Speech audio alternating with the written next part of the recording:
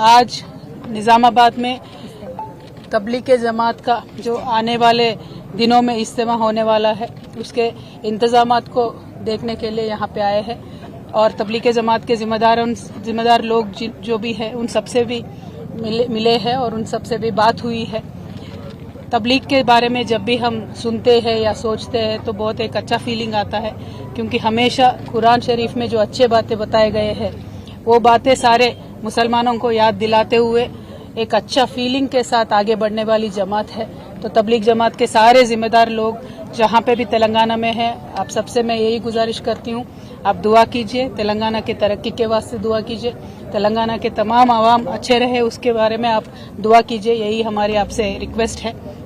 ये दुआ इस समय में बहुत ज़रूरी है क्योंकि आज यहाँ कांग्रेस पार्टी हुकूमत में है, रेवंत रेड्डी साहब की सरकार चल रही है और जो कांग्रेस पार्टी ने वादे किए थे माइनॉरिटी कम्युनिटी के लिए, जो चेवेल्ला डिक्लेरेशन करके उन्होंने वादा किया था, आज उन कोई भी वादे के ऊपर उन्होंने अमलावरी नहीं की है। तो मैं यहाँ से डिमांड करती हूँ रेवंत रेड्डी साहब को, आप चेवेल्ला डिक्लेरेशन को इमीडिएटली अमल कीजिए। आप पे कोई भरोसा नहीं करने वाला था, इसीलिए आप लगातार गांधी फैमिली को तेलंगाना पे लाते रहे और उनके भरोसे पे थोड़े यहाँ पे लोग भी आपको वोट दिए।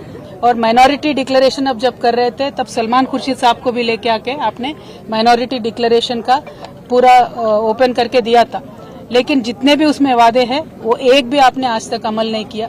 आपने बजट के बारे में बात किया, जो माइनॉरिटीज को मुसलमानों को इस बार बजट में दिए उसमें 4% भी आज तक आपने खर्च नहीं किया।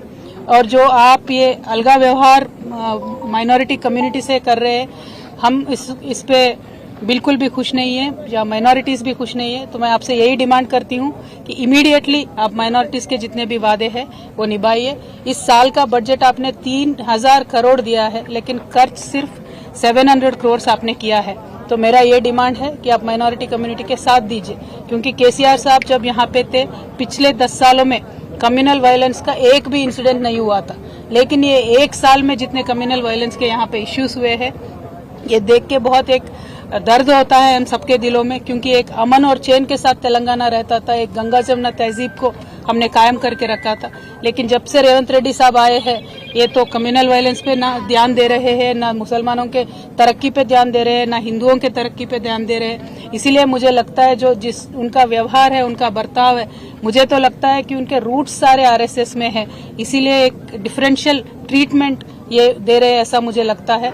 तो I will say that mister Revanth Reddy ji, आप अभी फोकस करिए माइनॉरिटी से इश्यूज पे, स्पेशली माइनॉरिटी वुमेन के लिए आपने जो प्रॉमिस किया था कि 1,60,000 देंगे कल्याण लक्ष्मी का, आप वो दीजिए। उसके साथ साथ आप सोना भी देने वाले थे, 1 तोला सोना भी देने वाले थे, वो दीजिए। पढ़ाई के वास्ते जो टिम्रिस के हमने स्कूल कायम करके रखे थे, आज उनका क्वालिटी देख के तो बहुत ही डर लग रहा है। आप क्वालिटी अच्छा बना के टिम्रिस को चलाइए। तालीम के वास्ते, माइनॉरिटी बच्चों के तालीम के वास्ते आप जोर दीजिए, रिव्यू कीजिए और जॉब्स में सब चीज़ों में भी माइनॉरिटीज़ को आप आगे फुट में रखिए, ये हमारा डिमांड है। और रेवंत रेड्डी साहब का मैं यही कहना चाहती हूँ कि निज़ामाबाद में बहुत ही ज़्यादा पॉपुलेशन है माइनॉरिटीज़ का, हैदराबाद के बाद बिगेस्ट पॉपुलेशन निज़ामाबाद में है। तो यहाँ लेकिन आज तक भी कुछ भी बजट निज़ामाबाद में आया नहीं है। यहाँ से शबीर अली साहब भी है, उन्होंने कंटेस्ट भी किया, लेकिन शबीर अली साहब ने भी कुछ भी जोर नहीं दिया, 1 भी रुपया निज़ामाबाद के लिए एडिशनली यहाँ पे नहीं आया है। तो मैं आपसे यही डिमांड करूंगी और लगातार मैं यही कहते रहूंगी कि जो भी कम्युनल इश्यूज है उन सब पे आप जोर दीजिए, चाहे वो जयनूर का इश्यू होने दीजिए या कुछ भी इश्यू होने दीजिए, उस पर जोर दीजिए और शांति कायम करके रखिए। Thank you.